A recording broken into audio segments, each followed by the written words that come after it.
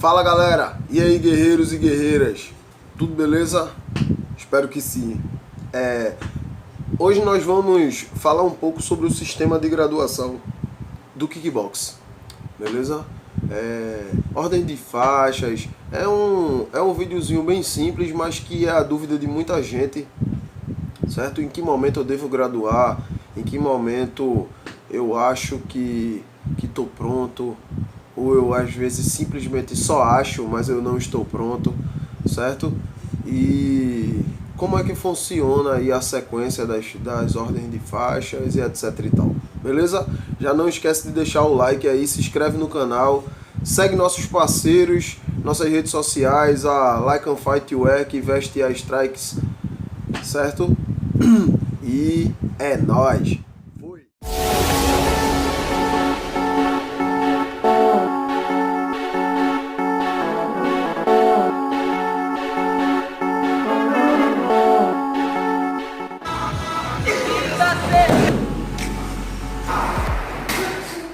Então, galera,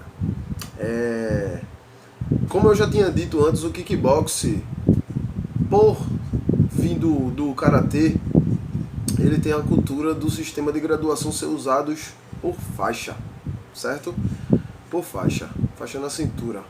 Então, geralmente, o faixa branca ele não utiliza-se da faixa na cintura. Por o faixa branca ser um atleta iniciante, em outras artes a gente vê o uso da faixa branca. Por que no kickbox não se utiliza a faixa na cintura? Na minha equipe eu gosto de usar a faixa branca amarrada à cintura para poder padronizar um pouco e não deixar diferente uns praticantes dos outros na hora da formação, porque uns têm faixa na cintura e outros não. Mas eu vou explicar para vocês o real sentido do porquê o faixa branca não utiliza a faixa, certo? A faixa branca ela é utilizada por praticantes iniciantes, ok? Sendo que a maioria das artes marciais se utiliza-se de kimono, certo? E a faixa branca ela serve nada mais, nada menos para segurar o vaguinho, que é a parte de cima do kimono, aquela parte que a gente veste feito um casaco, certo? Então, ela é só usada especificamente para segurar o vaguinho, ok? E as faixas coloridas é que decretam que o praticante lá, o atleta, competidor não, seria graduado dentro do seu nível de conhecimento, dentro do seu nível de prática. Então, é rotineiro no kickbox o atleta só começar a utilizar a faixa a partir da faixa amarela, que é quando ele é decretado aluno graduado, certo? Com isso, vem mais responsabilidade, compromisso com a prática, certo? E tem que mostrar exemplo para os outros praticantes iniciantes e servir de exemplo para que os atletas iniciantes consigam galgar e com esse incentivo e se graduando como seus colegas de treino, ok? O kickbox ele segue da seguinte sequência de faixas. Todo atleta iniciante é faixa branca, usando a faixa na cintura ou não, certo? Aí vem em seguida a faixa amarela, uma faixa laranja, faixa verde, faixa azul, faixa roxa, faixa marrom e faixa preta. Primeiro dan. Por eu conviver com atletas de várias modalidades e por eu praticar várias modalidades, em específico o pessoal de jiu-jitsu, aí às vezes a turma me pergunta assim: oxe, Mário, já ganhasse um grau na faixa preta? E tal, porque no jiu-jitsu é comum você ganhar a faixa preta e depois de um tempo, na faixa de 3 a 4 anos, você ganha o primeiro dan na faixa preta. Tanto no kickbox, no taekwondo, no karatê, no judô, você quando presta exame para ser faixa preta, você já é um faixa preta primeiro dan. Então aquilo ali não é um grau que você ganha. A faixa preta ela já vem graduada com o primeiro dan, certo? Quando a gente faz o nosso exame. Eu costumo dizer que seria faixa branca iniciante, junto do faixa amarela e do faixa laranja, o faixa azul, faixa verde e o faixa azul seria uma categoria intermediária, que é onde a gente começa a aplicar umas técnicas mais complexas, que vai ter giro pelas costas, alguns golpes com saltos e etc e tal. E a faixa roxa e a faixa marrom seria o nível mais avançado, onde vai ser cobrado uma exigência técnica maior desse aluno, desse atleta, certo? E que ele vai ter que me mostrar que todas as outras técnicas que ele aprendeu desde a faixa amarela estão em perfeita aplicação, certo? Com isso, respeitando algumas limitações de alguns alunos, exceto aqueles que têm algum problema de lesão, como algum problema de tornozelo, joelho, quadril, coluna, que ele vai ser isento de algumas técnicas aplicadas. Mas isso não empata dele saber como essa técnica é aplicada, certo? Mesmo que ele não aplique com perfeição 100% de como a prática exige, mas ele vai ter que entender como é a mecânica do movimento, como é que esse golpe é aplicado, porque o professor ele tem que ter esse feeling de ensinar ao atleta, mesmo sem ele saber aplicar aquela técnica, certo? Eu me preocupo muito em estar treinando tudo que eu ensino, porque quando a gente consegue aplicar, eu tenho para mim que o aprendizado é mais benéfico, é mais rápido para meu aluno, porque eu consigo mostrar para ele, tanto na teoria como na prática, como aquilo é aplicado, certo? Então, existe um tempo que a gente passa de uma faixa para outra, que muita gente usa como carência, certo, de protocolo a ser seguido, mas eu não gosto de seguir muito esse protocolo, certo? Eu indico o aluno para fazer a graduação dele quando eu vejo que ele realmente está pronto para aquilo ali, certo? Em questão não só de saber aplicar os golpes, mas como saber trabalhar a impressão, porque na hora do exame ele vai estar sendo avaliado, então com tudo isso vai ter o nervosismo.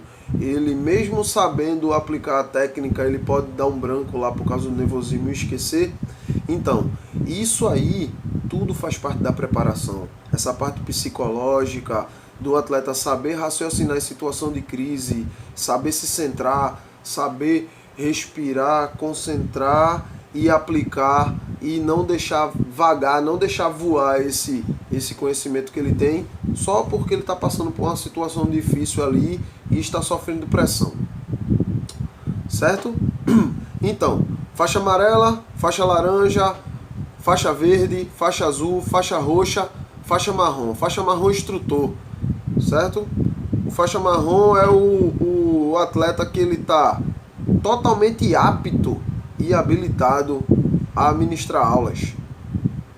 Isso não quer dizer que o faixa roxa ele não esteja apto, certo? Mas isso parte de cada um. Não é obrigatório o cara ministrar aulas porque ele pratica o esporte. Ele pode ser um praticante comum que gosta do esporte e está ali, independente da sua graduação, ele não tem interesse em ministrar aulas, mas mesmo assim ele não deixa de ensinar e passar o conhecimento para seus alunos, para os seus colegas de treino, enquanto ele está praticando a mesma modalidade ali em grupo, ok?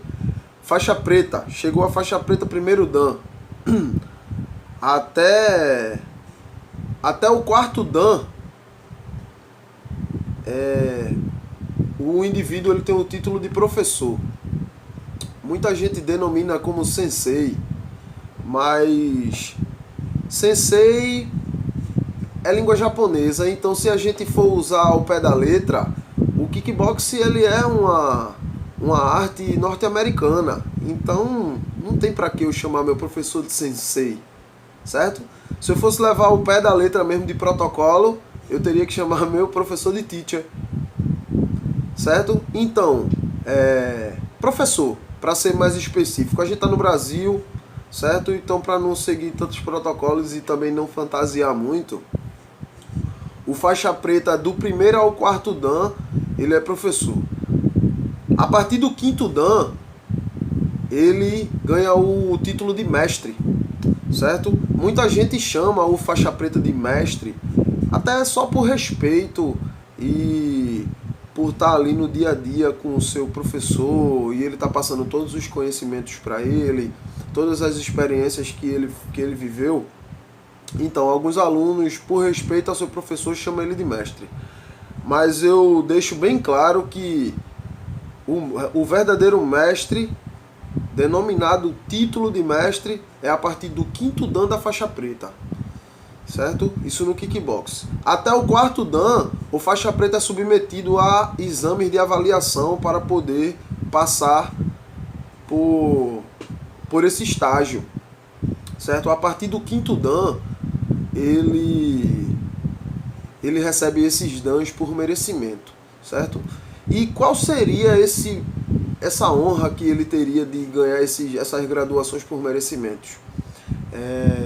Seria estar ativo na prática, seria estar contribuindo para o crescimento do esporte, tanto como professor ou como aluno ativo dentro do dojo, lá dentro da área de luta, dentro da área de treinamento, certo? E com isso, ao passar do tempo, sem nenhuma pressa, porque isso demora, certo? Porque a pressa é inimiga da perfeição, certo?